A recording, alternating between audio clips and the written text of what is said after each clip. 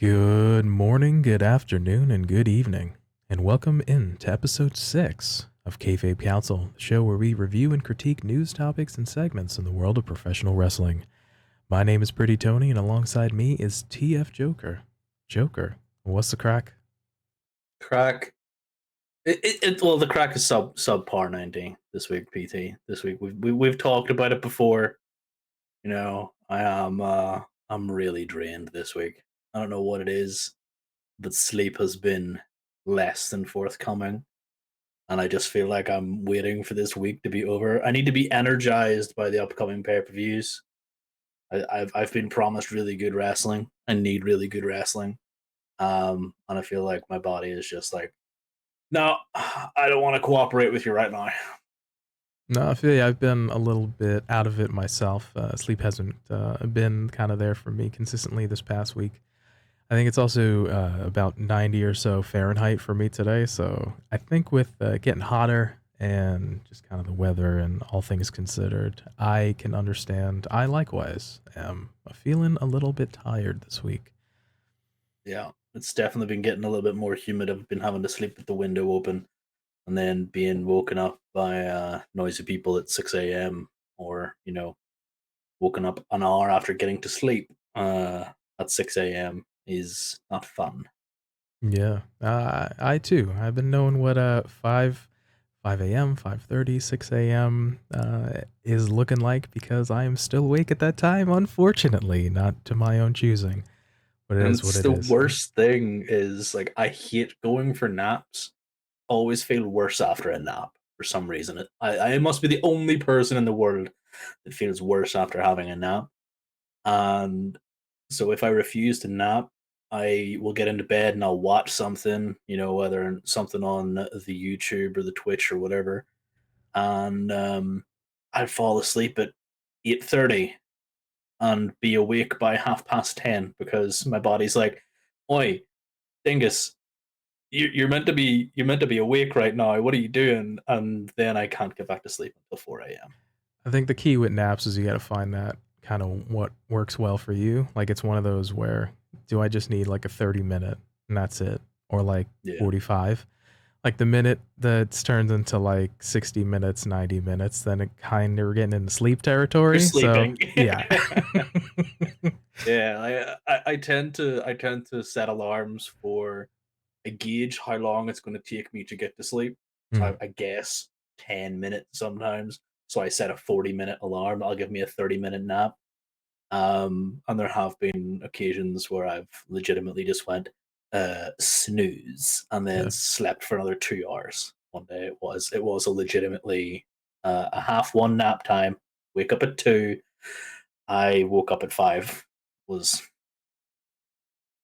I felt better though. It was one of my better naps. I did feel good afterwards. I was awake until like 3 or 4 a.m. Yeah.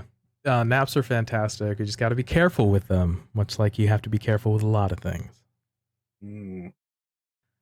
All right. Well, we appreciate everybody hanging out and giving us a listen and a watch. So thank you guys so, so much. As a reminder, you can find us in video form at youtube.com/kayfabe council and in audio form wherever you get your podcasts from. On this week's episode, we look at predictions for AEW and New Japan Pro Wrestling's Forbidden Door, as well as predictions for WWE Money in the Bank. But coming up first, AEW and New Japan Pro Wrestling's Forbidden Door. So we're going to have, at the time of recording, we have a 12-match card. So starting off with the buy-in here, we have the Gunn Club of Billy Austin and Colten Gunn, along with Max Caster, will face off against Yuya, Uemura, Alex Coughlin, the DKC, and Kevin Knight, of course, of the New Japan Pro Wrestling LA Dojo. Who you got in this one, Joker? I feel like it's a no brainer for this one. It's the Gun Club and Max Caster for me. To be honest, no harm against anybody from the New Japan LA Dojo, but I am a big fan of the ass cleaned. and they've been killing it inside and outside of the ring. And to be fair, Austin and Colten have been growing on me. They've been really, really good. And just by name value, that's pretty much why I'm going for them. Yeah, I'm going to be in agreement with you. This was announced on this past episode's a week episode of Rampage, and it's a traditional 8-man tag that happens on a lot of New Japan shows. And I'm just going to go with the Gun Club and Max Caster winning here. Should be a lot of fun to see some of the young boys from the LA dojo. But yeah, because we got to see a little bit of DKC, and but yeah, on this past week's episode of Rampage. But yeah, I'm gonna go with the Gun Club and Max Caster as well. All right, coming up to the next match, we have the Factory of QT Marshall and Aaron Solo taking on Chaos's Hirooki Goto and Yoshi-Hashi. What do you got in this one? I feel like I have to go with Chaos because I went with Gun Club in the first one. Plus, I always like to see QT Marshall on the receiving end of a pin. So, yeah, it's unfortunately these buy-in matches are a little bit lacking in anything I can break down because they do have some people in there that I've never heard of. Fair enough. I'm gonna also go with Chaos. This should be a cool little uh, kind of match to showcase. Thank you. That's kind of the worst for Goto and Yoshi-Hashi in terms of folks that may not be familiar with them. So, but yeah, but I see Chaos taking the win. All right, and the last match on the buy-in, we have Swerve in Our Glory of Swerve Strickland and Keith Lee taking on Suzuki-gun's El Desperado and Yoshinobu Kanemaru. What you got? This one's interesting because of the 30 to 1 minute segment we had on Rampage last night with Swerve and Keith, where they were having their little back and forth. They're talking about being a tag team, and apparently they've been having problems on AEW Dark Elevation, things like that. There, I can see this being a. In fact, before I watched that, I would have said that it was going to be a Swerve Strickland Keith Lee match. That was going to be their win. Um, but because of that, I can see some miscommunications going on in order to develop a 1v1 storyline with them two. That would be my perfect world. And for that end, I want to go with Suzuki-gun taking this. Excellent point. Yeah, the seeds have been sowed. A little bit of dissension because we saw in the number one contender match in the Casino Battle Royale for the interim AEW World Championship. Swerve ended up eliminating Keith Lee, so they ended up getting a victory on Dark Elevation this past week. But yeah, little seats of dissension in there. But yeah, I feel a little piece of a miscommunication on Swerve and Our Glory's part, and Suzuki-gun will also take the win. So I'm in agreement with you. It's just one of those things that they haven't really done too much with the betrayal, as it were, from the battle royale, and we haven't seen Powerhouse Hobbs and Ricky Starks in a week with the feuding with them. So um, it's hopefully for the best that they move away from those two for now and maybe have this little mini feud and then come back together after a few weeks because we bring back Powerhouse and Ricky. Yeah, I can see it doing a little bit of a slow burn, having them, do I trust you? Do I not? And then, eventually we'll get the turn. I kind of see Keith turning on Swerve, honestly, in that little piece. Just even bringing that into it kind of reminds me of the barn burner of matches. Like those are the best of seven matches Cesaro and Sheamus J-Mo. had back in the day. Whenever before they came to become the Bar, they had that 7 match absolute amazing series of matches. So I could see them benefiting from something like that, and then coming back together and being a team. Because right now, is not the best time for them to be solo stars. What with um, a lot of the big individuals being tied up in top tier stories, like big group stories, and you can't wedge them in anywhere to be, especially in my opinion, for Keith Lee, needs to be working his way up uh, to the top of the top of the ladder. Swerve as well is absolutely fantastic, but in my opinion, Keith needs to be strapped a little bit faster. Please make it so. And yeah, I just want to see something progress for them. And taking a step back is always a good way to propel them forward. Yeah, with the plethora of injuries that are going on in AEW, it would be a nice opportunity as a tag team, then also as some singles matches to get both of those guys some reps. But yeah, we're in agreement that again, both Suzuki-gun is going to win this one potentially with some dissension, but we definitely want to see something come out of it for both Swerve and Keith. Yep. All right, moving on to the show proper now. We're going to look at Zack Sabre Jr. versus TBA. So who you thinking about is going to appear and be Brian Danielson's proxy, and who do you think is then going to win? So this is interesting. I've been thinking about it, and I have been thinking about it, and I have been thinking about it, and it's really hard to come to grips with one person. There's several people out there that everybody wants, and everybody thinks it's going to be, um, and there's people out there who are being conspicuous by their silence and conspicuous by what they're saying as well. So Cesaro is one of my favorite wrestlers. I just love the guy so much. He is just really good in the ring, bell to bell, one of the best prospects that there's going to be. He was very conspicuous by what he was saying this past few days on Twitter, where he was training for a show on Monday with a Twitch personality. Um, and his name has immediately gone out of my head.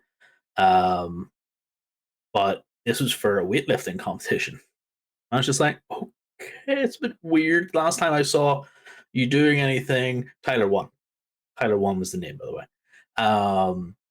And last time I saw him doing anything, he was to do with his coffee, branding and stuff, and Departy and things like that. There, um, he's who I want, and the other person that I really do want to see back in the ring is Johnny Gargano, but he's busy being a dad, and I'm not really one to be like, oh yeah, no, he has to come back to the ring right now because we are more important than his newborn child. Like, I've seen some of the tweets that he has been putting up about him, his wife, and the child, and you're just looking at them and they're all adorable. Let him enjoy this time. If it's Johnny Gargano, we are in for a really good match. Um, but I feel like Johnny Gargano would only be able to give us one match, whereas Cesaro could give us the two. Because this person who is going to be in the match is also taking the place in Blood and Guts. Therefore, I think the more likely and more obvious choice is Cesaro. And I haven't really been thinking too far outside Johnny and Cesaro because there hasn't been anyone that I feel has the star power to come into this match. They have to be not quite as big as Brian Danielson. Let's face it. How is the only way you can going to get that is CM Punk coming back for some reason. But they have to be bigger than some of the individuals that are in this match. It has to be a big name so you get that crowd pop. We do not want a Satnam Singh debacle all over again. Like, I find a really good replacement, and then it's Satnam Singh rolls out, and you're like, okay, cool, but who is it really? Um, so for this, I feel like it's going to be Cesaro, and because of that, I feel like it's going to be Cesaro taking the win over Zack Sabre Jr. Yeah, those are all good points. This one's been a little bit, I don't want to say complicated, but there's been like a ton of caveats. So we saw on this week's episode of Dynamite, basically Daniel Bryan saying he's gonna have a proxy, and essentially he's putting this person over. Um, Very technical, best technical wrestler in the world, which is basically the premise of this match here against Zack Sabre Jr. Um, so putting them over strong. They're going to be his proxy in this match, and then subsequently in Blood and Guts this coming Wednesday after Forbidden Door. They're also going to be the new member of the Blackpool Combat Club. So that's, another caveat. Coupled with the fact, too, on Rampage, they said that the winner of this particular matchup will then be granted the advantage in Blood and Guts. So if Zack Sabre wins, the Jericho Appreciation Society will have the advantage in Blood and Guts, and if the proxy wins, the Blackpool Combat Club collective team will have the advantage. So there's a lot going on with this. Be that as it may, a lot of people running through my mind, a lot of conjecture and talk about Cesaro being a possibility, Johnny Gargano being a possibility, right? So we feel that this person's going to at least have a 2-match piece, maybe do more. Chris Hero has been mentioned as well, which would be a fantastic piece. My thoughts, I instantly jumped to Timothy Thatcher because they have a little bit of a history and he's a phenomenal technical wrestler. But my pick for who the TBA will be, Tom Lawler, who has an association with New Japan in terms of being in the New Japan American wrestling affiliation here with New Japan Strong. Just nasty. Dude's pretty good. Ended up losing the Strong Championship to Fred Rosser, so he's kind of freed up from that belt in terms of that. But yeah, so I see it as Tom Lawler being the person. I see it as it'll be a fun match regardless who it is. Zack Sabre Jr. is going to win, so that they have Zack Sabre still retaining that title of the best technical wrestler, so we can do an eventual run back with he and Bryan Danielson for the actual match that we want to see, and aired by I'm sorry. Yeah, they will actually run it back, and yeah, so I think I have a tiny correction in my brain. The advantage matchup is actually in the six-man trios match for the which we'll speak about in a little bit, so my apologies. But regardless, Tom Lawler loses to Zack Sabre Jr. I was gonna say about the advantage thing because I think I missed that and I thought it was for the 6-man match, but yeah, I think it's the six-man match. as if that was the case, I was going to then change my answer to Zack Sabre Jr. because I believe the JAS will get that advantage, just to be, just to have that little bit of extra twisty twist in there, because that advantage thing had completely gone out of my head. Interesting, yeah. It's not somebody I'm particularly well known, well caught up on. Tom Lawler and Timothy Thatcher. I've heard the grumblings just because he's a very good technical wrestler, and there's been some mention about him, and then some conjecture back and forth about him being boring and slow, and these same things. I'm not going to put him on the same level, but these same things being said about Randy Orton. He works a deliberate style. He works this particular way, and it's not for everybody. It's not really for me. Chris Hero, another one, I didn't really think of. I think that the reason I didn't think of him was because I had thought that he had kind of taken a more relaxed stance from the last time I heard. Like he was doing more of a training role or whatever it was, but that might have been a while ago. So, yeah, interesting. You're thinking the Zack Sabre Jr. run back. It's not interesting. Not enough to get me to change my mind. I want it to be Cesaro, and I want Cesaro to win. So, going to be interesting to see regardless. That is The match I am the most excited about, by the way, because even though they have surprises all the time in AEW, this one, because it's Brian Danielson bigging this person up, and we're getting something out of this, and it's going to be a Zack Sabre Jr. match. I'm kind of excited to see these really touted names from New Japan. That is the one that I am going to be keeping an eye on. Cool. All right. So we both picked different people, and we both picked different people to win. So definitely let us know your guesses for who will be the individual down in the comments below, or in Twitter or Instagram. Coming up to the next matchup, we have the for one night only reunited Bullet Club of El Phantasmo, Hikuleo, and the Young Bucks taking on the dubbed Dudes with Attitudes, a little throwback to the early 90s. Team of Darby, Allin, Sting, and Los Ingobernables de Japon's Shingo Takagi and Hiromu Takahashi. So who do you got in this one? I don't like saying dudes with attitudes. It's very Just 90s. don't like it. Very 90s. It's very 90s. Very early 90s. Very colorful face paint Sting. Yeah, Sergeant Pepper, Surfer Sting. Yeah. And because of that, I want the Bullet Club to win. Okay.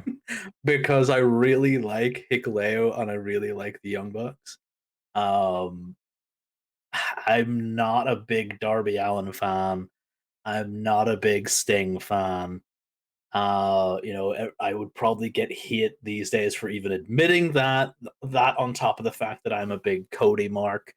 I tick all the boxes for people just wanting to hate me right now. But I want Sting to lose, and I want Darby to lose just because they have this ridiculously dumb name. If you had just left it as Darby, Sting, and the team I can't really pronounce because LIJ. I would. There we go. If you had just left it at that, I would have been fine. But dudes with attitudes, get off my TV, go away, leave me alone. So you see the Bullet Club winning? Yes. Okay. Purely for selfish reasons. Fair enough. See a lot of fun players in this one. I'm gonna go with I don't want to call them the dudes with attitudes, but the LIJ Sting Darby team winning, and I see Hikuleo, or secondarily El Phantasmo taking the pin/submission on this one. I think if it's Bullet Club taking the L, it has to be personally, it has to be one of those two. Yeah. All right. We move on to the singles match for the AEW Women's World Championship as the champion Thunder Rosa takes on Toni Storm. What do you got? We talked about this a lot last week and the weeks prior about the AEW Women's Division, and I am resolute in my pick. Toni Storm is going to be our new AEW Women's Champion. It's not a knock on Thunder Rosa. I just feel like we need to kickstart this division. And in order to do that, we need a change of champion. We need Toni to go in strong. We need her to come out looking absolutely amazing and go on to have some really good matches. And there are already some good plans, some good seeds planted in there for people for her to fight, which would be really, really good. Plus, it would take Thunder Rosa away, bring her back in a few months, and put her back in the title race again. Like, this is not going to be her last. I've said it before, I'll say it again. Thunder Rosa and Hangman Adam Page both suffered from having to follow really, really good champions. And for that reason, I feel like Toni Storm needs to win this in order to kickstart this division.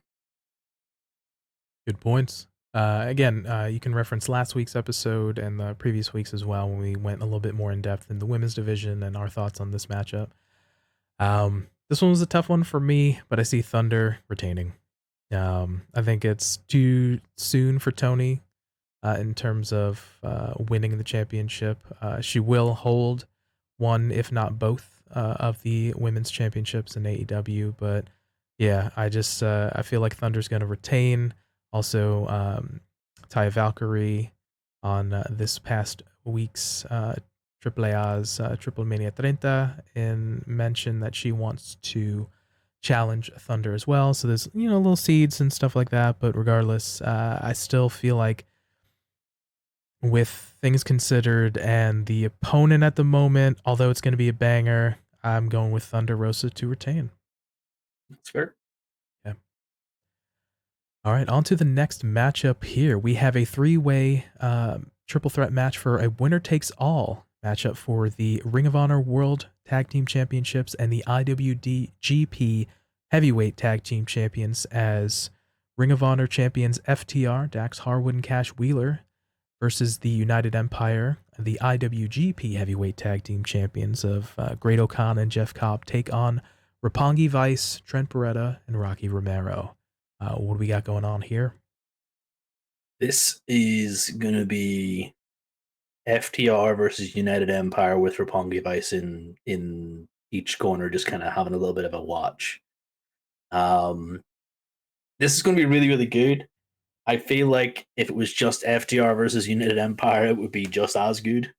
Roppongi Vice being added in here adds a little bit of a new element to it, especially with the run-ins and the fun little injections United Empire has been giving to this particular feud. That being said, last night's match with Jeff Cobb and Cash Wheeler, in my mind, kind of adds on to the fact that I have FTR taking the win. I don't see Roppongi Vice taking this win, but I do see them being the victim of the pin. Could, in my mind, go on Trent or Rocky, but I do feel like it's going to be an FTR win, taking everything. Excellent point. I'm in agreement that one of the members of Roppongi Vice will eat the pin or the submission. I'm leaning a little bit more towards Rocky. But yeah, this is going to be a fun match regardless. We see FTR won the Ring of Honor Championships at Supercard in April. And then United Empire won the IWGP Heavyweight Championship at Dominion about now 2 weeks ago or so. Yeah, something like that. So, although I'd want to see FTR hold 3 championships, I'm going to go with United Empire taking it because they won it recently. That way, because it's only, and this is not to discredit Ring of Honor, but it's only the Ring of Honor Tag Team Championships, and they can eventually do a run back. Although it would be nice to see potentially them hold the Ring of Honor AAA, IWGP, and then subsequently the AEW World Tag Team Championships all at the same time. A little bit of we got Ultimo Dragon, Super J Cup style. And both holding all of the belts, yeah. I feel like those could be, but I'm going with United Empire taking the Ring of Honor championships. Yeah, see, I was thinking because of the fact that they had only won the IWGP Heavyweight Tag Team titles recently that this was going to be a thing. But how often have FTR defended the ROH titles? Once before? They had the matchup against Roppongi Vice that was interrupted at a schmaz finish with United Empire. I want to say once or twice since April beforehand, but not too many times, at least on AEW television. They haven't really, they've probably defended it about as much as United Empire, to be fair. Especially if we're considering if they did have a defense once. I can't even remember who they were against. I wouldn't even include that Roppongi Vice run-in because obviously it was a run-in and completely disregarded the whole thing. So that is why with Jeff Cobb having an absolute amazing match last night with Cash Wheeler, and taking the win on him. That is why I'm like leaning towards him getting the nice little little leg up, and then him not even being part of the match, and Yeah. then it just means that FTR goes away to NJPW and maybe has some more over there, and then loses the titles over there again. It kind of takes FTR away from us, which I don't like to see. But we have a lot of teams. We don't always need FTR there, and they're super baby faces now. Like whenever they go away, they come back. Like as soon as their music hits, they're going pop mad. Yeah, the worst thing we can do is overexpose, and then we'll be like, well, we see too much of these people, we're gonna turn on them, so type of thing.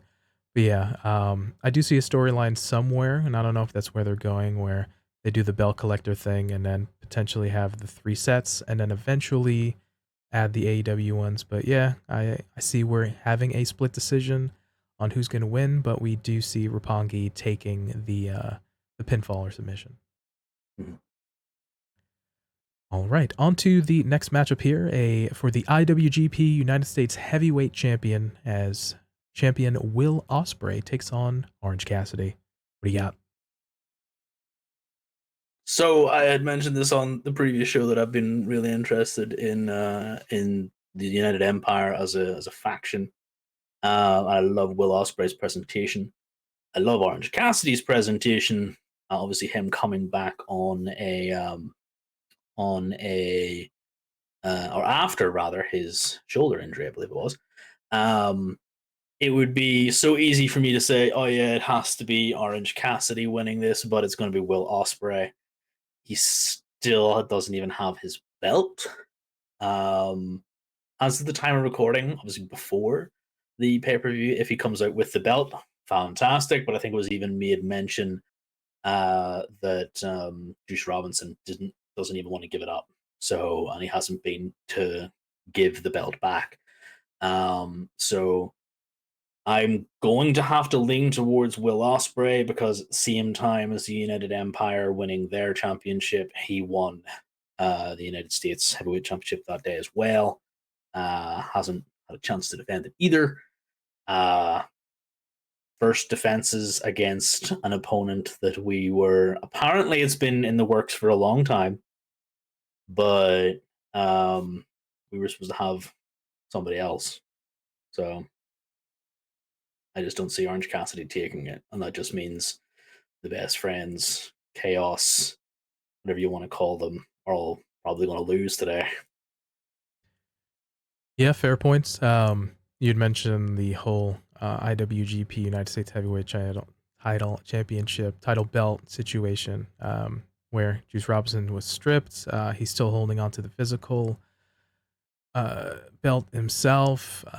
New Japan on their YouTube channel released a video of Juice just cutting a promo saying, "Nope, I ain't giving it up." Actually, this match between Will and Orange is for a number 1 contendership to then fight me for the IWGP United States Championship. So, very intense. Actually, decent promo by Juice. That notwithstanding, I'm gonna go with Will Ospreay winning this one. Again, leader of United Empire. This will be a good back and forth, especially because when we see Orange Cassidy get going, this can definitely be a banger for sure. I actually have a sneaky suspicion we might see an appearance by Juice Robinson.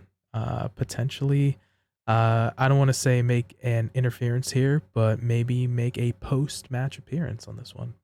Comes out with the belt, going, ha ha ha! You have to come and fight the actual final boss. I don't mind the fact that Juice Robinson is like, no, you can't do this, but it's contrary to what NJPW does. If you can't defend the title, you vacate the title. It's something that a lot of people have a disagreement with whenever you look at, oh, well, they can't defend it once, so why are we only stripping them? Why not just do it the next time? It's like, guy had to go away for an appendix removal, I think Yeah, it was, appendicitis. or Yeah.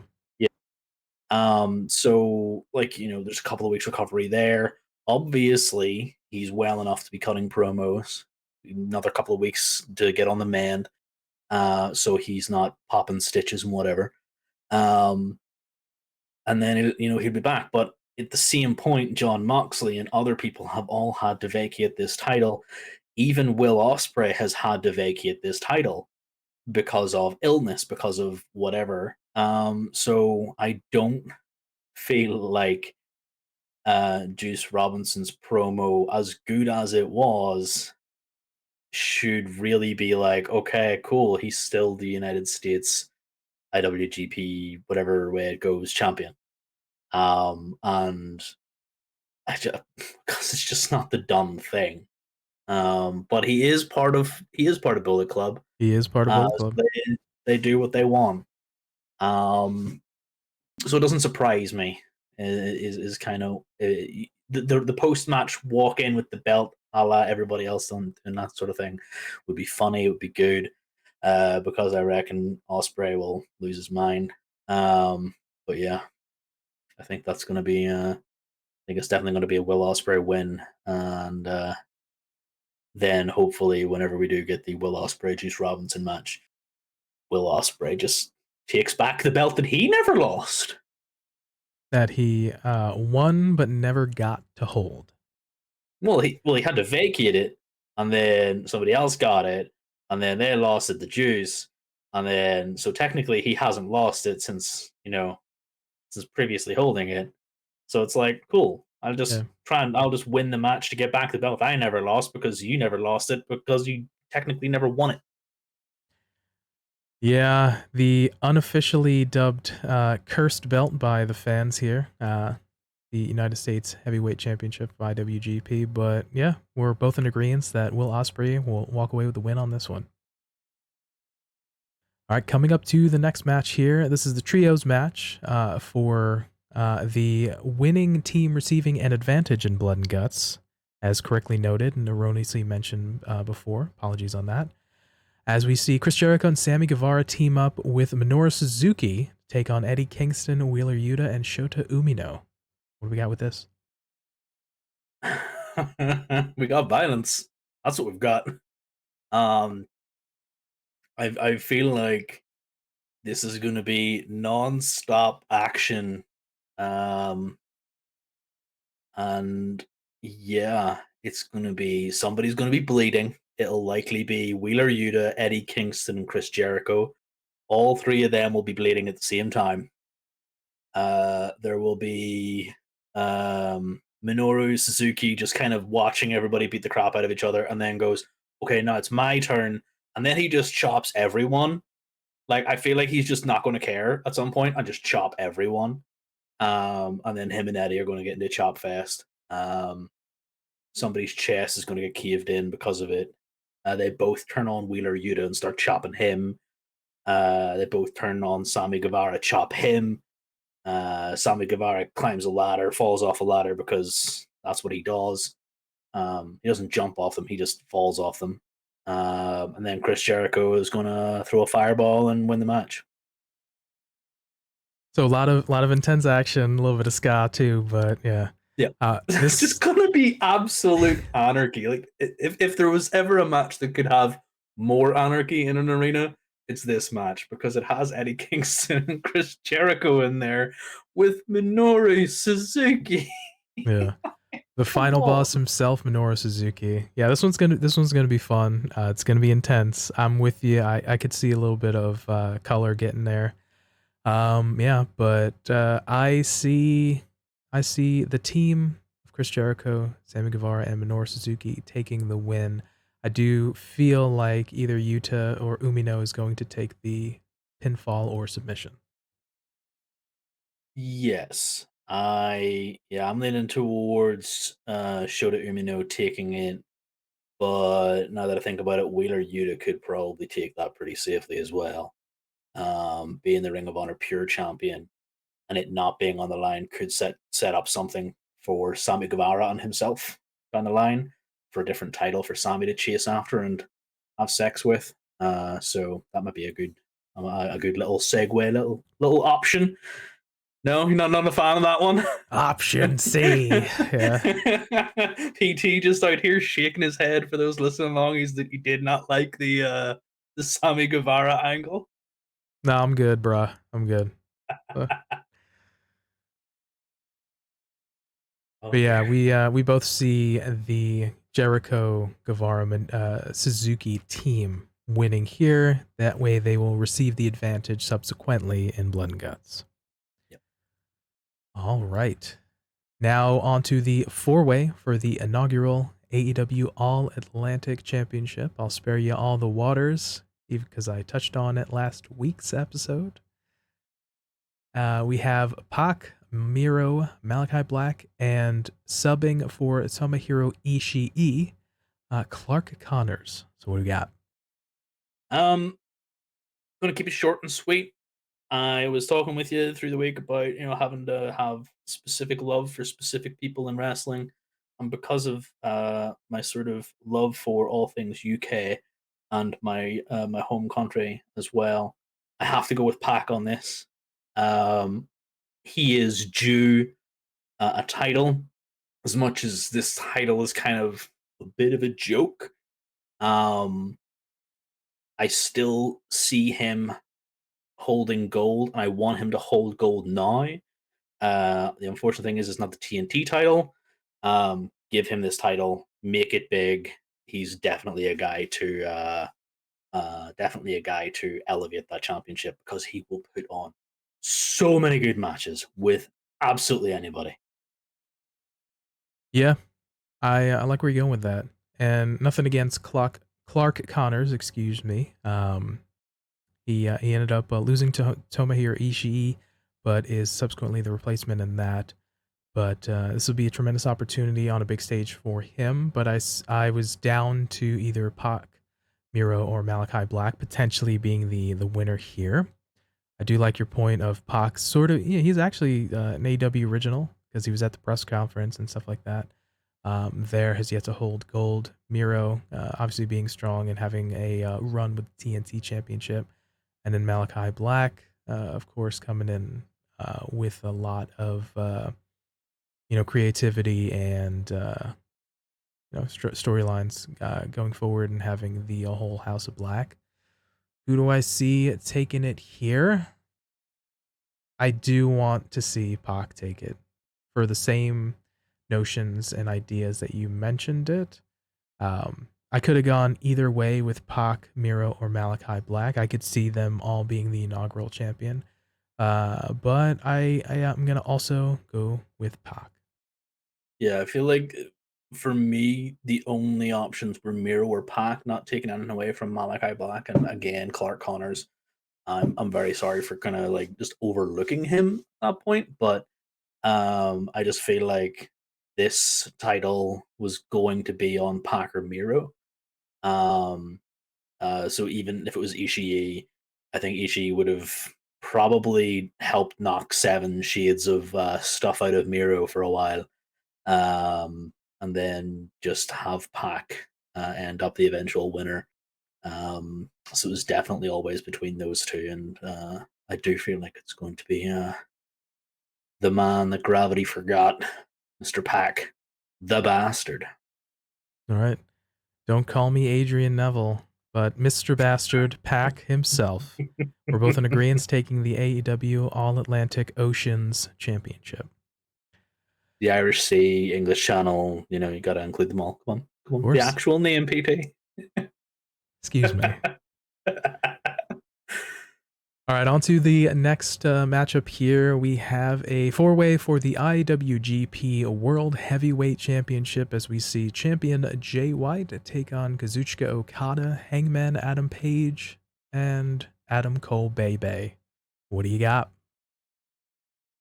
So this is one of those matches that was kind of added since we talked about it, but we did speculate that this match was going to happen. Maybe not with Kazuchika Okada, but that's going to happen.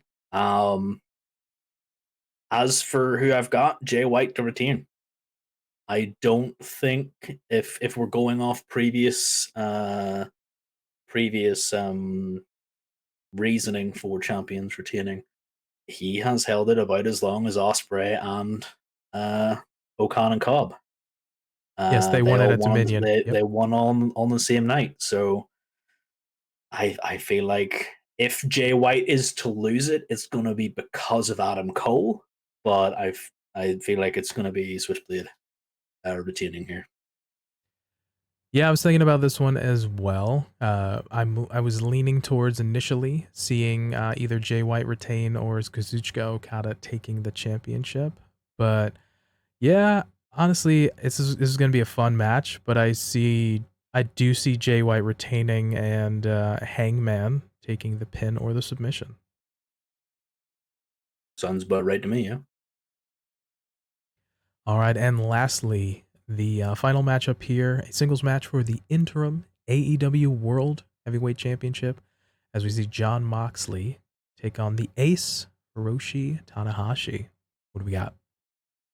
Uh, Definitely do go back to last week's episode if you want my full breakdown on why I really, really like this match, why I like the idea of this match, and why it's going to be Jon Moxley to win this title.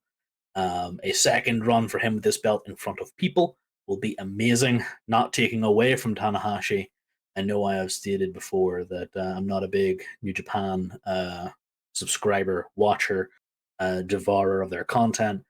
I just feel like Hiroshi Tanahashi, the storyline between him and John, is setting up to be Jon Moxley's win and for this interim AEW World Championship title is just like the cherry on the sundae. It's gonna be everything for John to win this match and have Tanahashi call him ace. I can see this going either way. Obviously, the safe Mm-hmm. bet would to be to have John win, so we can have an AEW representative hold the interim title. Obviously, have potential matchups as well, presence on TV. I can also see Hiroshi Tanahashi holding the interim title because we do have the G1 coming up. It's kind of looking a bit at the schedule, and he could potentially, since they tape episodes of Dynamite on Wednesdays, could potentially be around for a good majority of the summer and into the potentially the fall. So, and it'd be a nice sort of agreement and a good show of faith gesture between AEW and New Japan to see the Ace Hiroshi Tanahashi holding the interim AEW World Championship, which would make it easier for them to have the unification match with Punk and Hiroshi Tanahashi. I was conflicted on this one. I think the safe bet, and I'm gonna go with the safe bet, would be Jon Moxley, but I'd absolutely 1000% love to see Hiroshi Tanahashi win the title, but I'm going to go with the safe bet of Jon Moxley. Yeah, the safe bet it sounds like a bit of a cop out. I do agree that it is a bit of a safe bet because that's the way it's going to be. But just you mentioning the G1 and them having Tanahashi win this title, it put into my head, into my mind, an ongoing summer of cooperation between these two companies, which would be really, really good going into July, start of August. If we could see more of the likes of the United Empire, the likes of Chaos, Lij, things like this here. If we could see more of Kazuchika Okada, like the pop a coin, a yen flicking thing got Hiroshi Tanahashi, like the amount of pops these guys are getting. If we could have him holding that title and coming out and yeah, in a few weeks have CM Punk come back and be like, "That's my title. This is my title. I'm gonna combine these two belts, and I'm gonna be the ace." And then you're gonna have an absolutely banger match there. Um, yeah, I would really like to see Tanahashi win, but like you said, the safe bet's Jon Moxley. And I feel like you can't go wrong with either of these guys. there's no right or wrong answer. There's what you want and what you want, and then what Tony Khan wants, and then what everybody else wants. So yeah, I'm not going to change my answer. Would like to see Tanahashi win. John's going to win. All right, and that is the full card for the Forbidden Door. And those are our picks. So let us know down in the comment section below on YouTube or on Twitter and Instagram who you think is going to win these matches. Do you agree or disagree? Let us know as well.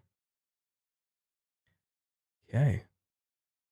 Moving on to WWE Money in the Bank predictions. As a quick note, our episodes are usually released on early Sunday.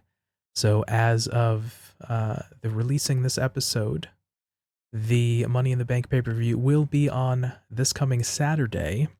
So if we released our episode, we would be late and end up missing Money in the Bank. So we are doing our predictions in this episode just as a note for folks. Yeah, it wouldn't be much predictions, more us just going, oh yeah, I think such and such is going to win. Oh wait, they won. Okay, cool. Yeah. So with that clarity out of the way, we are going to be looking at the first matchup here for the United States Championship as Austin Theory takes on Bobby Lashley. Who you got in this one? So there's a couple of issues I have with this. The fact that Theory is fighting Bobby Lashley is probably there to elevate Theory more than anything. And the fact that this is for the WWE United States Championship, I so desperately want Bobby to win and to proceed on up the card. However, John Cena's coming back this week. It's his 20th anniversary.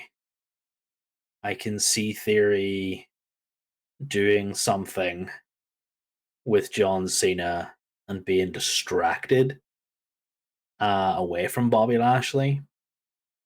Um, I don't know. It's just all bleeding in my brain. Why I really don't want this to happen. I don't want Theory to win. Therefore, I'm not picking him. I don't want it to happen. I'm not going to will it into existence. I'm gonna put all my positive energy into, and it's not very much. I'm gonna put all the positive energy I can muster into Bobby Lashley winning. Interesting. So you're going with Lashers. Okay. Big As Bobby Lashley mark as well. You know this. I do know for sure. As stated, we do have a week's worth of television, so we have a Raw and we have a SmackDown to solidify and potentially change and alter the card as it stands. But yes, so we do have John Cena coming back. Theory has mentioned his name, and potentially the rumors circulating is that Austin Theory will fight John Cena at SummerSlam. We'll see how that pans out. That notwithstanding, this is a tough one because again, you want to have Austin Theory. In order to get better, you need to work with people that are higher on the card with you and have skills, and you can kind of test your might sort of in against them. In order to get better, you need to fight people who are better than you. And Bobby Lashley, again, uh, main event guys, multiple time world champions. Yeah, this one's an interesting piece. Bobby wins, then what does that do for uh Austin Theory? If he doesn't have the title, then he can face John Cena potentially at SummerSlam without it being a title match. And then what does that potentially look like? Does John win? But then that would be potentially 2 losses. Does Theory win and get a huge push beating John? But then is John okay with losing a one and done match? But he did it with Roman Reigns. So I don't know how that plays out. That notwithstanding, I'm gonna see Theory win. Austin Theory's gonna win. Very good points. Um, I feel like the John Cena match is probably a given. It's going to happen, most likely at SummerSlam, um, and doesn't technically need the title. Um, because if you're having Theory versus Cena, I do believe Cena would eat that pin. He's a very selfless guy. He would come back and, contrary to everything that Big Match John has been through, he is a very selfless guy these days, and I see him eating a pin for Theory. But I also see the fact that Theory would have to eat some humble pie before that. And eating losses is a good way for him to get away from this selfie devouring gimmick. This I am like I don't mind the cocky heel. I like cocky heels, but cocky heels are usually good because they can back it up. He has spent most of his time taking selfies and squirting baby oil in Bobby Lashley's face and doing pose downs and then having baby oil squirted in his face. To me, he's not so much creating this cocky heel persona, but he's just dialing up his work from the way, like, it's, his the stable he was in NXT with Johnny Gargano, Candice LeRae, and Indy Hartwell. He was that sort of that kid under Johnny's wing. He was getting a bit cocky and stuff. Um, I just feel like that's just that attitude turned up. And it's not heelish to me. It just makes him look like a dork. Uh, and I don't know. He's not portraying what I know they're trying to get over, and I want him to sort of have a more vicious streak, not this I'm a child playing about taking selfies, because the only other person that I can think of that used to take selfies, um, and it was just Prince Pretty, you know. He would come out with his little stick taking selfies. He was a great baby face. This theory is not for me. That's kind of what I'm trying to, in a roundabout way, get to. I need Bobby Lashley to feed him the humble pie so he can get the win over Cena, to get some of that vicious, build some of that vicious streak up. Yep, we've seen with his time in NXT, with the way, like before mentioned, the Bim Bro, the kind of sort of dumb jockhead, musclehead type of thing. We saw a little bit of the WrestleMania 2020 in the Performance Center, him being tagged with, I think it was one of the Los Lotharios, not Humberto Carrillo, but Angel Garza. So we've seen a little bit of that. It's with Now we see, Zelina Vega, I yeah, believe it was. and then we've seen now the sort of Narcissus, not quite Lex Luger, but yeah, that kind of cocky heel type of thing. So we've seen a little bit of his range. Dude's a solid worker. He's got a good look. Obviously, he's being positioned in a really good spot again, starting him off with the United States Championship, to have gold around his waist, and he's being featured on TV. He's put in segments with Vince McMahon, so again, they have high hopes for him. But yeah, I could see either my idea of having him win or your idea of having Bobby win can lead to some sort of storyline regardless, helping him evolve his character a little bit in the guise of potentially having that match with John Cena. So I could see either one going down. Yeah, I definitely just want to see Theory's character evolve more so than anything. Um, Bobby just coming out of that terrible feud with MVP and Omos. Thankfully, that's over. I feel like Bobby can eat the pin, but shouldn't. Just for the simple fact Bobby Lashley needs to build his way up and become a credible threat again. And the way you do that is by eating folks over and over and over again. And he is a legitimate badass. So and we're coming up to SummerSlam and then Clash of the Castle after that. We already know sort of the matches that are going ahead. So we need So we can see Bobby eat the pin and then be built up and be that bigger threat down the line, which I can see him getting a title shot before year's end, to be honest. Um, yeah, I'm not going to change my mind. I still think it's going to be Bobby Lashley just for the reasons that I've put out, but definitely hoping that we see some change going forward for Theory. Yeah, I think we both want to see a movement of his character in some sort of direction. Agreed. All right, the tag team matchup for the undisputed WWE Tag Team Championship. We see the champions Jimmy and Jey Uso taking on the Street Profits of Angelo Dawkins and Montez Ford. Who you got? I the unfortunate thing is like it's the bloodline. It's the Usos that have been holding it down. Um, On they've been TV, holding yeah, it down on TV. Like yeah. they are doing really, really well.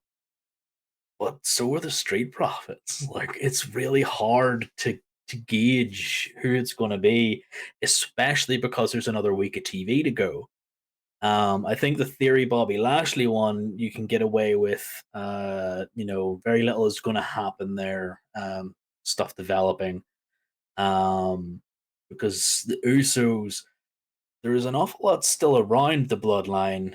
Um, there could be developments because of this week's on SmackDown, them losing to Sheamus and Drew McIntyre. Um, with the Street Profits at ringside, the insinuation from Sami Zayn that Brock Lesnar could win at Money in the Bank against the Tribal Chief, head of the table, Big Goose, Roman Big Dog. My name is Joe Reigns. Um, so like there is one of those. You gotta use all his names, man. You gotta use them. You gotta throw some respect on his names. Uh, I just feel like it's you can't take the titles off Roman before the Usos, and I don't see the Usos losing here.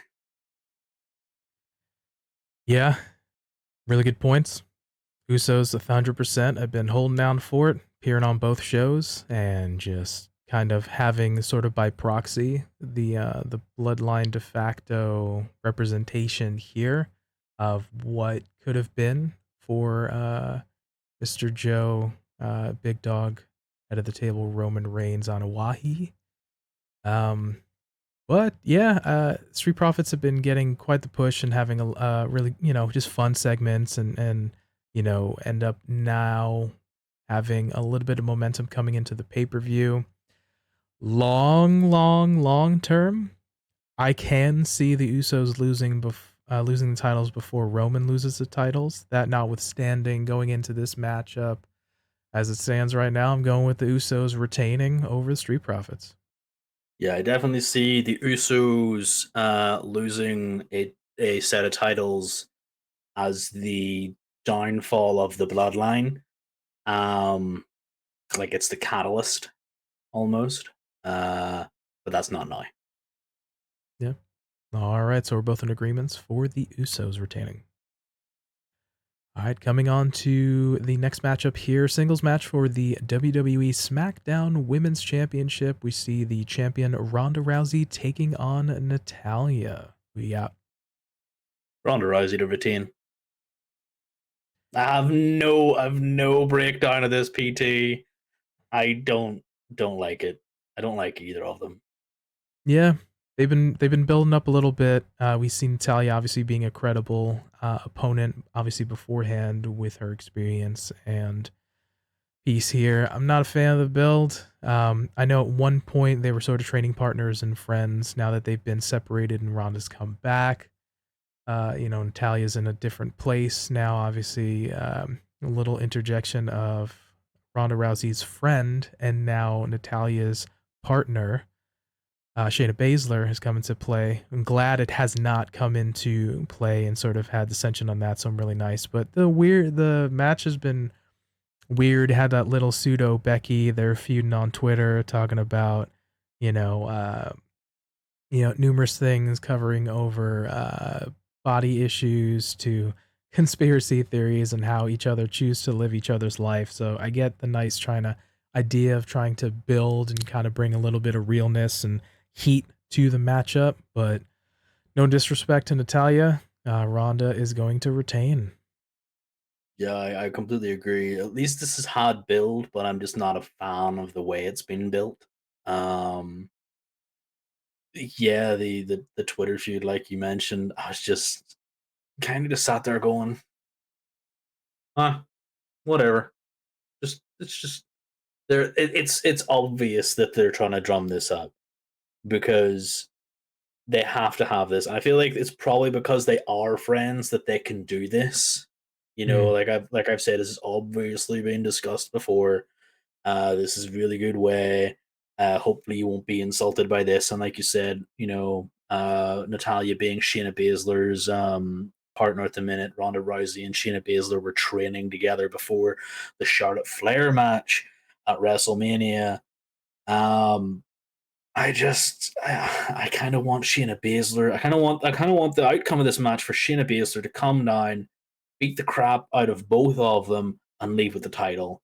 And then for both of them just to be like, "Oh, okay, that happened," and just have Shayna Baszler as just a third, 100 to 1, just comes down to the ring, takes the title, goes home with it because she deserves it. She should be champion anyway, in my opinion, because I love Shayna Baszler. I think she is one of the, along with Ronda Rousey, is a legitimate badass. Um, I just think she needs it more than anybody. But Ronda Rousey to retain, yeah. yeah, it could see if anything of Shayna comes up in the matchup. I don't think it may. And you also, as much as you would like to also see it, you don't think also that there's going to be any Shayna interference or conjecture in here. But yeah, we're in agreement that Ronda retains. Yeah. All right, on to the women's Money in the Bank ladder match. We see Lacey Evans, Alexa Bliss, Liv Morgan, Raquel Rodriguez, Asuka Shotzi, and potentially one to be determined in this matchup. So, who do you got? So I mentioned this to you earlier, and it's going to be the same thing for the men's. I had to address this from a point of view of who do I feel could be the champion in 6 to 8 months' time. Um, there's no one here that I feel will do an immediate cash in on the night. Alexa Bliss has already done this. Asuka has won the championship because of uh, Becky Surrendering the going title. away and being, Yeah. for her pregnancy. Um, Shotzi's not big enough right now. Liv Morgan's not big enough right now. Raquel Rodriguez is not big enough right now. Uh, Lacey Evans as well, only recently coming back. Um, that TBD has me wondering because what I really want it to be, and this is why it sucks it's on a Saturday, I really want Bailey to come back on uh, SmackDown on the final match before everything's announced. Want her to be a surprise entrance into like a triple threat, her to win, and for her to be that TBD. She wins Money in the Bank. That would be my prime reality right there for this. But it's not going to be that, PT. It's not going to be that. I just don't. I think Asuka could win this.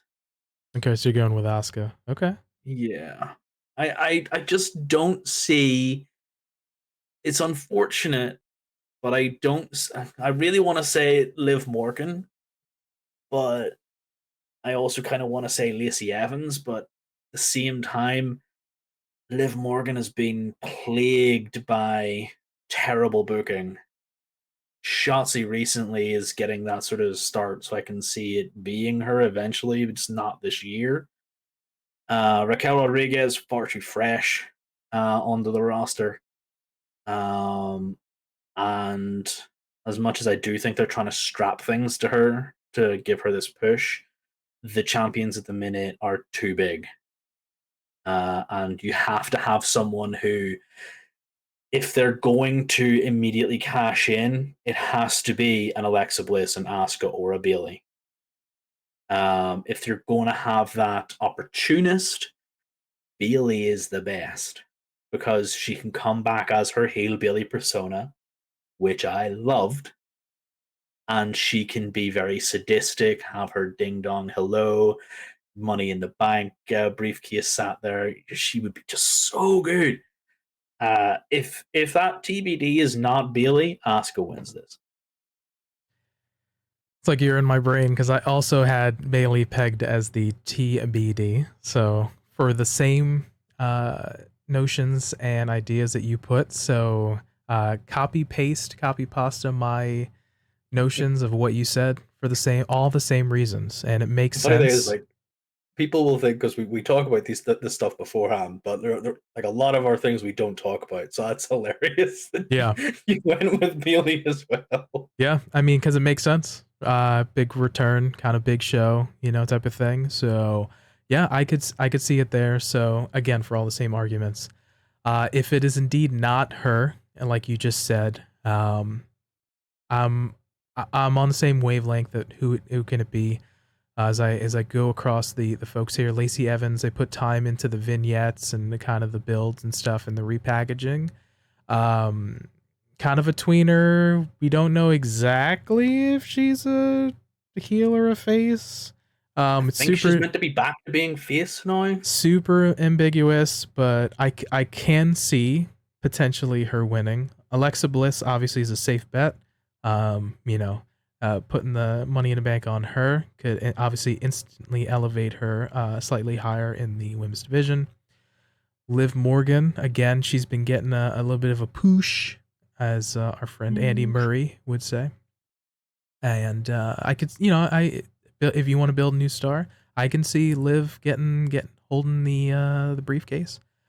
Raquel Rodriguez, a little too brand new, and no disrespect, way too baby face to kind of hold it. So, um, if she did, it would give her a little bit of a kind of little chip on her shoulder, a little edge to the character, but super super baby face.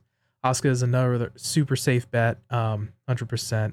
We talked a little bit in our pre-production meeting yesterday that Asuka has just been 1,000% since like the 6 weeks she's been back, like crazy on TV and a ton of matches and stuff like that. So again, when she's here, they're like, all right, using Asuka. So she's another safe bet. Shotzi again's getting a little bit of a push, so I could see her again being a little bit of a wild card, much like Nikki ASH/Nikki Cross did in the previous year, type of thing. So, my pick again, if it's not Bayley as the TBD for the same reasons you mentioned, I'm just gonna take one and say Liv Morgan gets the briefcase and gets a little bit of a push ski. So I wouldn't be mad at that. The only additional reason I think that Asuka could probably win it is because of the current the recent feud with Becky and their history with Asuka having won it before, and we could see a Becky taking on the role of the Miz and Asuka taking on the role of Otis, and them having a little bit of a contest to wrest that Money in the Bank off of Asuka. It's just something. It's mainly because if it's not Bailey, like I said, I feel like that's the only little change that I would add in. yeah, fair enough. But I can see it. So I'm not mad with That's either one of the ways. fingers crossed for Bailey though. Fingers crossed. Yeah, we're hoping. But let us know what you think is the to be determined new person joining the women's Money in the Bank ladder match. All right, on to the men's Money in the Bank ladder match. We see here that Seth Rollins, Sheamus, Drew McIntyre, Omos, Sami Zayn, and potentially two to be determined. So, what are your thoughts? I don't know. Whereas I had a sort of TBD in mind with Bailey in the previous one, I don't have anyone for this because unfortunately the men's Money in the Bank for me was always going to be Cody. Like it was always going to be big old American Nightmare taking the briefcase, having that American Nightmare stylized Money in the Bank briefcase, rocking around wearing his big coat, and just looking all kinds of awesome. A big old Um, America F yeah.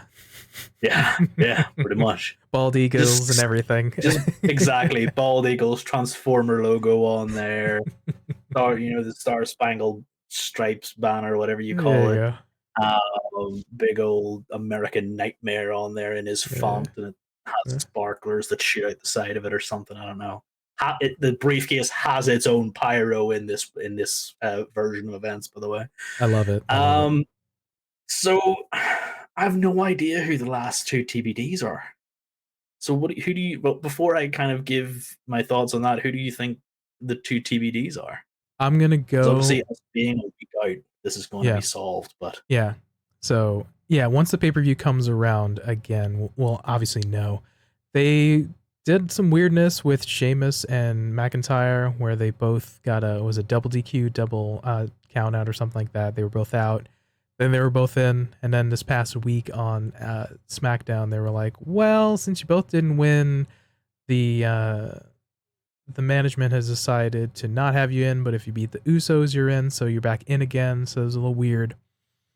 I think it was more just so of like, all right, well, let's just have a little bit of a storyline and fill time, really. That let's have an extra notwithstanding, match. Yeah. so we saw people have a second chance slash get out, get in. I can see if it's two TBDs, I can see Riddle and I can see Shinsuke. Okay, interesting. Definitely not two individuals I would have picked simply because they've lost the two individuals that are already in there. Um, but makes sense because who the heck else is it going to be? My next line slash Um, question was like, well, who else you got, brother? yeah. No, I'm not gonna lie. I was legitimately on the Raw and SmackDown roster pages earlier on today, looking down, going injured, injured, injured. Not Yeah. really, not really going to be doing anything. Probably not for this match. I think they're still at NXT. So here's the thing though, right? We could have these TBDs, and it's not something that we really think about. Cesaro's contract was left It re-signed. expired. Yeah, he Yeah. let it expire because they couldn't come to terms. Right. So he's still technically on good terms.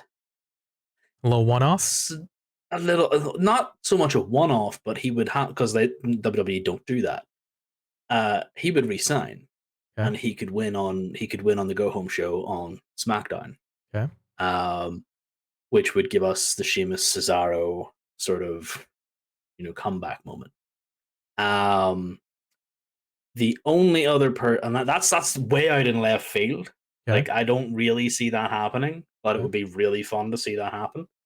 The only singular people that I can think that might come uh, to fruition are three people: Okay. Damian Priest, Finn Balor, Tommaso Ciampa. Mm. Those are the only three remaining individuals that haven't had matches to qualify for this that could still qualify. We mentioned in our production meeting yesterday, Judgment Day has been relegated to main event, which is why it's a little bit kind of annoying because I would really like to see Finn Balor in this because there's ladders. Do you throw Rey Mysterio in that mix? Oh, you see, if you throw Rey Mysterio in, you have to go with Veer. Wild Like card. Wild card. yeah, you have to bring in Veer into that as well. because neither of those two would win it because the carnage that Veer would have to bring to bear against Rey Mysterio then would cause chaos enough that he would disrupt everybody else, probably leaving it to, um, you know, Seth and Sheamus and Drew. So yeah, mentioning Rey, I can see if you do that, you have to bring in Veer. My preferred pick would be Finn slash Damien and Tommaso. Okay. I think those are like the only remaining ones that I can pick out of my brain. Um, but unfortunately, like we said, main event Judgment Day Is a thing now. yeah. So with that being said, who are you picking to have the briefcase? Hmm. That's a very good question. Because even with all of that, I don't really know who I want to hold this thing. It's not going to be Drew McIntyre. I'm pretty sure it's not going to be Drew McIntyre for the reason that he already has a chance against Roman at Clash of the Castle. Like I'm like there's it's 99. I'm pretty sure it's guaranteed. I'm pretty sure it's already there. But if it's not, it's like 99% guaranteed. Why wouldn't you have him It's against? unofficial. He's called a Yeah, shot. There's no confirmation. There's also yeah. rumors that if they can score it, Tyson Fury versus Drew. But Nah, yeah, it's looking like unofficially, yeah, it's Drew and Roman at Clash of the Castle. yeah. So I feel for that reason, it's not going to be Drew. It's not going to be Omos. Um, if they put that on Omos, then he is the new Otis because he will have that taken off him. He's just not good enough, in my opinion. Um, Sheamus, no. It really comes down to who are the TBDs and are they better than Seth freaking Rollins? No. So it's going to be Seth. Uh, Mr. Money in the Bank. Like he is the new Mr. Money in the Bank. He's had two successful cash ins. Roman's dodging him. One, One definitely successful the cash in? definitely Mania 31. So He's won it twice though, hasn't he? I don't think so. He's at least had one. I So I want to I double know that check. for sure. So while you're I'm just checking going that, to. while you're checking that, yeah, in terms of the guys we have in the match, Rollins, Sheamus, Drew, Omos, Zayn, and TBDs, I mentioned mine being the TBDs of Riddle and Shinsuke. I'll throw a super, super, ultra, mega wild card of Edge returning to be a TBD. That That's a good one. notwithstanding, like you said, Drew sort of unofficially has his match set with Roman at Clash at the Castle. So super safe bet, Seth Rollins. Because again, he planted a little bit of seeds and said, I got Roman's number from the Royal Rumble, going back to the Shield garb and kind of doing all these little things. So sticking at Craw and be like, do his little Waluigi laugh and be like, I have the money in the bank, I can get you type of thing. But yeah, I feel like safe bet is Seth Rollins. Yeah, so it does look like he has only won it once. I thought he'd won it twice. Okay. So this would be a second time for him to win this. Yeah. I definitely do think that it is probably for the best to give it to him. They're going to tease the Sami win, um, and I feel like the Sami win would be hilarious because you would end up having you would end up having The honorary Oos potentially yeah, facing yeah, the honor. the head of the table. Uh, like, if I was to go with what I really want because it would be funny, um, it's Sami Zayn winning. But if I'm going with what's best for head booker, Vincent Kennedy, Mr. McMahon, no chance, then it's Seth freaking Rollins. Yeah. So yeah, it looks like we're both going with Seth. Again, safe bet, makes sense, type of thing. In the absence of Cody, which our friend TFJ0ker, huge Cody mark, thought he was going to get the I just, title and it's the just, Money in the Bank briefcase. it was right there. All they had to do was keep him healthy. And then Seth Rollins had to go and be Seth Rollins. I'm just going to blame Seth Rollins for it. Fine. I'm not salty at all. All right, let us know as well who you are picking for Money in the Bank ladder matches for both the men's and the women's. And the final matchup here on Money in the Bank, we have a singles match for the WWE Raw Women's Championship as we see champion Bianca Belair take on Carmella. So, so we've got Bianca Belair versus Dolph Ziggler. Sorry, the Dolph Ziggler of the women's division. You did kindly say this. I'm sorry, I'm stealing your line. You did mention this the other day when we were talking, and it just made me chuckle because I read that and I was like, "You said Dolph Ziggler wrong." Bianca Belair is winning this. She is the EST of WWE. All of the ests that you want to add on. She had a bit of a janky promo this week. I wasn't too much of a fan of her promo on welcoming everybody to Raw, which, by the way, I'm not sure when that started, but like I've become more and more aware of it these last few months. The The welcome to opening promo, talking segment. just the kind of over exaggeration of welcome to X show, just it's like an almost over exaggeration, and You I don't know. may have unsubconsciously been super made aware of it. And when Vincent Kennedy McMahon opened SmackDown the other week and just said, "Hey, then now forever together, welcome to SmackDown." Yeah, the less said about that, the better. Yeah. Let's never. I don't want to hear that impression ever again. There, PT, please no. um, but definitely, probably is the reason. But it has whatever her promo was this week. She definitely just kind of made me hyper aware of the welcome to Monday night. I was just like, I don't really. I'm not a fan of this, and it's unfortunate that she was the one to do it. But her est promo was just it missed the mark for me this week. But Bianca's going to retain because there's currently nobody better than Bianca. Carmella is also not going to put up a big enough fight where whoever wins the Money in the Bank ladder match is going to cash in on her either.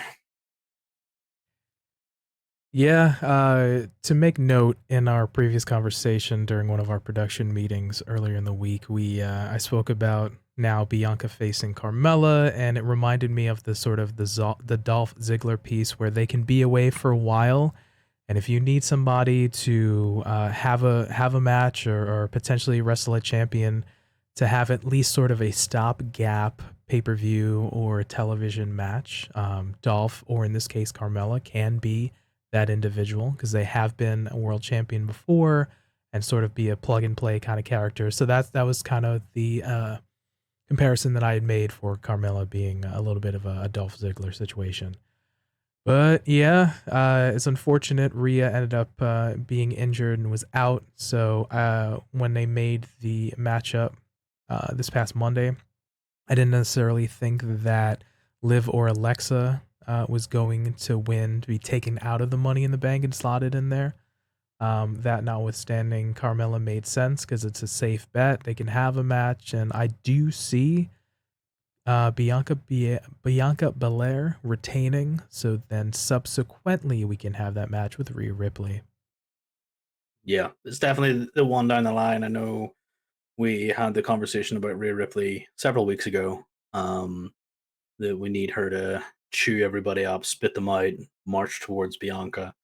And it definitely looked like that was the way it was going to go before Edge sort of got taken away by his children. And then they got relegated to main event. So part of this is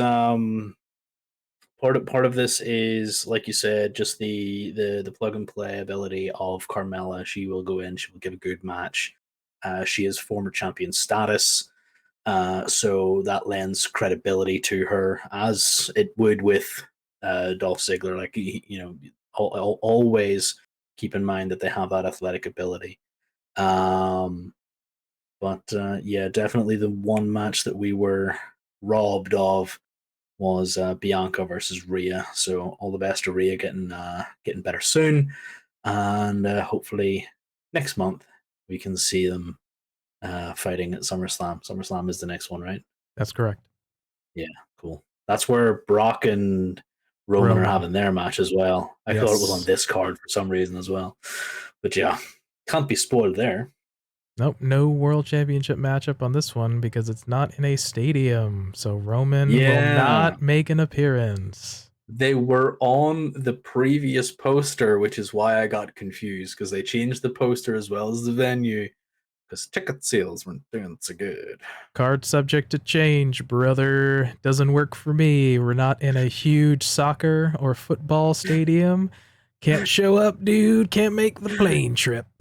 WWE CEO also subject to change, apparently, Yeah. as of a few weeks. So maybe it shouldn't be that way so often. Ah, But those are our picks for WWE Money in the Bank. Let us know what your picks are as well. All right, time for some quick hits.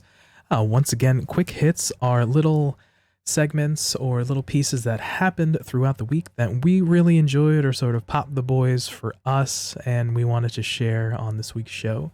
So I'll go first. I only have two this week. So at this past week's AAA, Triple Mania 30 in Tijuana, we ended up having a match that saw Matt Hardy team with his brother Johnny Hardy. Of course, the aforementioned John Hennigan, John Morrison, Caballero, Elite, Impact, Mundo, Nitro, Spade, Superstar. Delete is appropriate.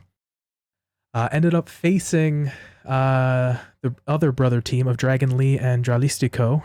But unfortunately, due to a miscommunication on the Hardy brothers' side, they ended up losing to the brothers Dragon. So, but they ended up having a promo shown on the pay-per-view itself, and Johnny just giving it socks and coming out and just and just going in and allowing us to show and find the long lost Hardy brother Johnny. I'm glad they were reunited. Reunited, and it feels so good. So I really enjoyed that. That was super fun. And of course, unfortunately, they had to make a change as the Matt and Jeff were already scheduled to appear at Triple Mania 30, unfortunately, but due to Jeff Hardy, his whole situation, they made the change. But it was a fun and nice change for them to make. So, all right, and the other piece that I had this week on Dynamite, we had Silas Young make his AEW debut, rekindling his feud with Hangman Adam Page from Ring of Honor.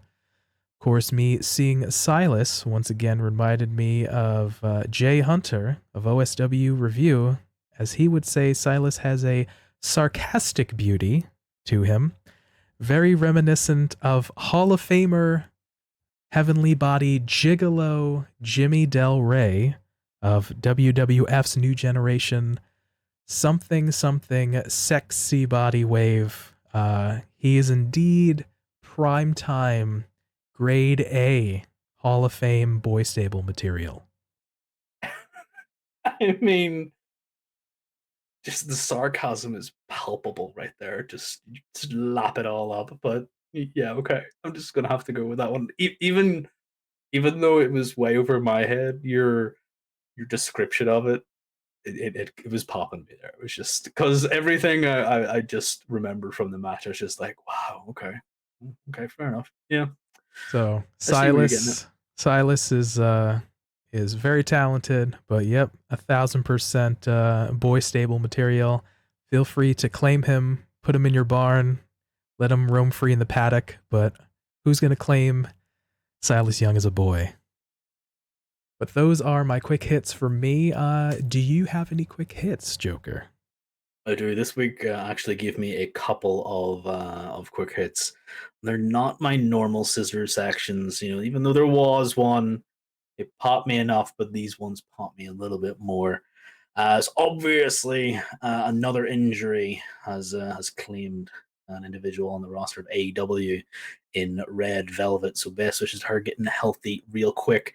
And in that a little announcement, we were given the information that there's going to be a body search going on. So Jade Cargill, my application is already on its way.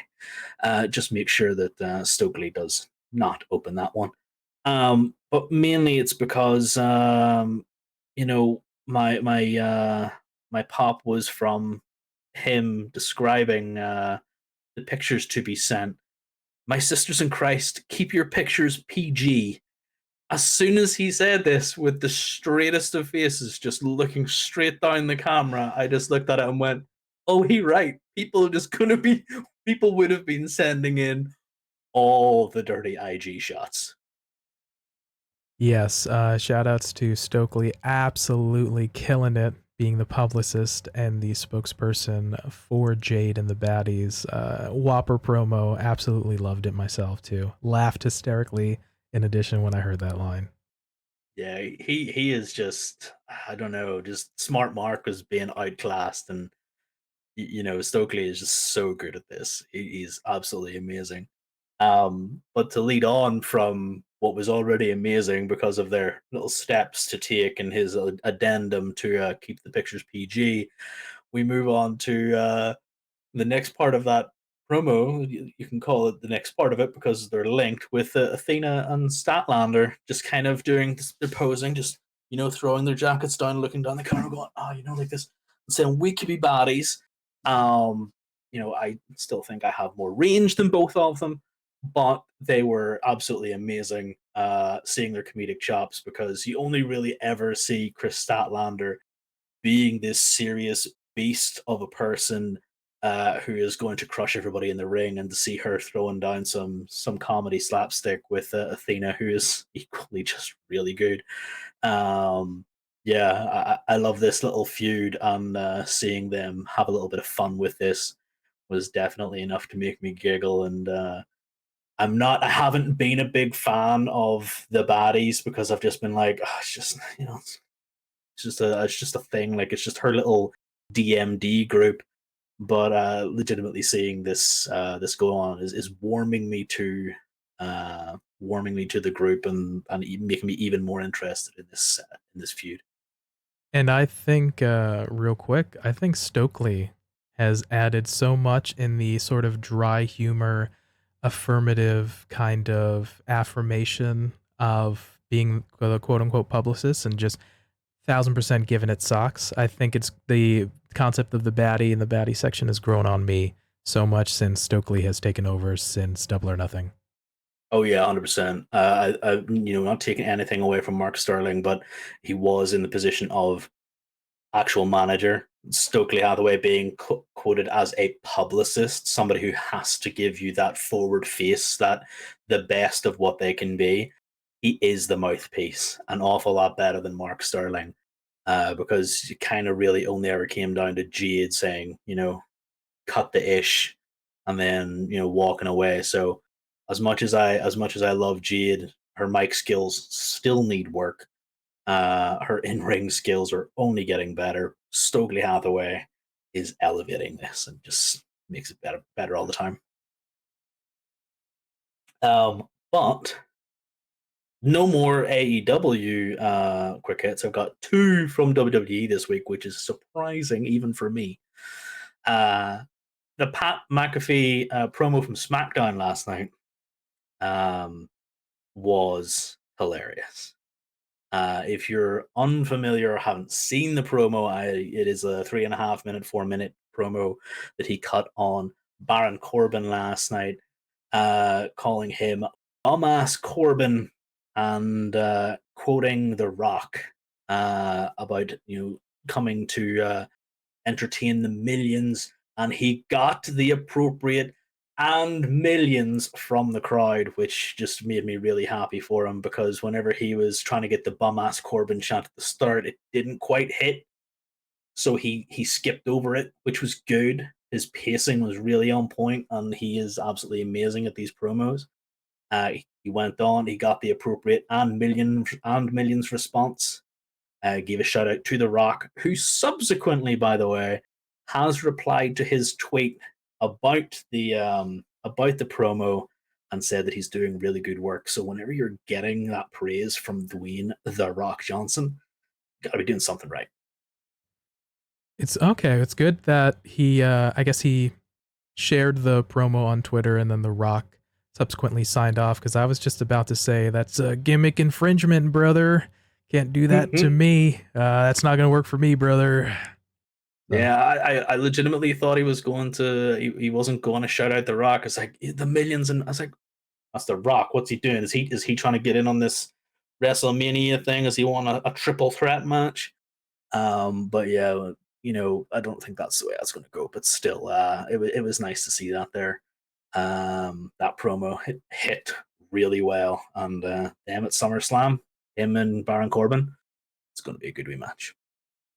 And finally, then, really quick one: the New Day were supposed to take on Shanky and Jinder in a tag team match. But Shanky has been dancing his way to the ring. Maybe people's tastes are different. I'm not a fan of his moves. I think he's not really got an awful lot of rhythm, but that's just me.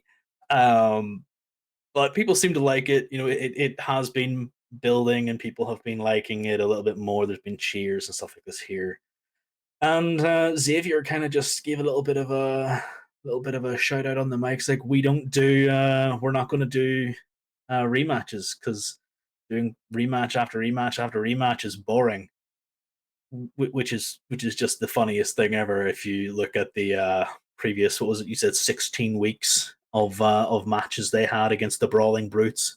Yeah, if I'm not mistaken, I believe it was Xavier who did a tweet basically surmising like the past 15 or 16 or so weeks at some point was just basically some configuration of he, Kofi, and or the New Day facing off against Shamo, Ridge Holland, and Butch / Pete Dunne, yeah, in some configuration legit for like the better part of like 15 to 16 weeks, which is like way more than like, a third of the year. So he was just like, I feel like that him mentioning that on SmackDown was a little jab at the tweet, and it's like, why this doesn't make sense. So yeah, it was very self-aware, sarcastic, made me giggle, and that's what the quick hits are all about. All right, I dig it. Those are fun. I enjoyed those segments as well. And in addition, if you have some quick hits, definitely let us know down in the comments below or on Twitter or Instagram. All right, and that about wraps it up for us. Joker, how was that for you? Because that was a fun discussion for me. Yeah, it was. There was definitely an awful lot more. Definitely an awful lot more there than I thought there was going to be. There was some parts where I was like, "Oh, this is going to be really quick," and no, it really wasn't. we do sometimes blab on a bit. I think it's one of those where if we're trying to do, all right, this person, boom, think this person's going to win type of thing, because we enjoy, we've been fans for such a long time, and then, we're passionate about wrestling as well. You can see that sometimes if it's just like, all right, two people fight, no, well, we want to kind of share why we think and kind of our little bit of insight and kind of the things that we see. So, to potentially differentiate it between just like, John Q, person just sharing it. So sometimes these prediction shows can be a little longer, but, we want to give you, the fans who are giving us an opportunity and giving us a listen / watch to give a little insight into us and why we think. So we appreciate it. Yeah. It's definitely one of those things that, as long as they are interesting, and you'll probably find that from some of our replies from some of the matches and other matches where it's like, this person wins, I've got nothing to say about it. It's not me being mean or trying to be mean or trying to be funny or anything. I legitimately have less to say than I actually say, so I try to elongate that by poking a little fun at it.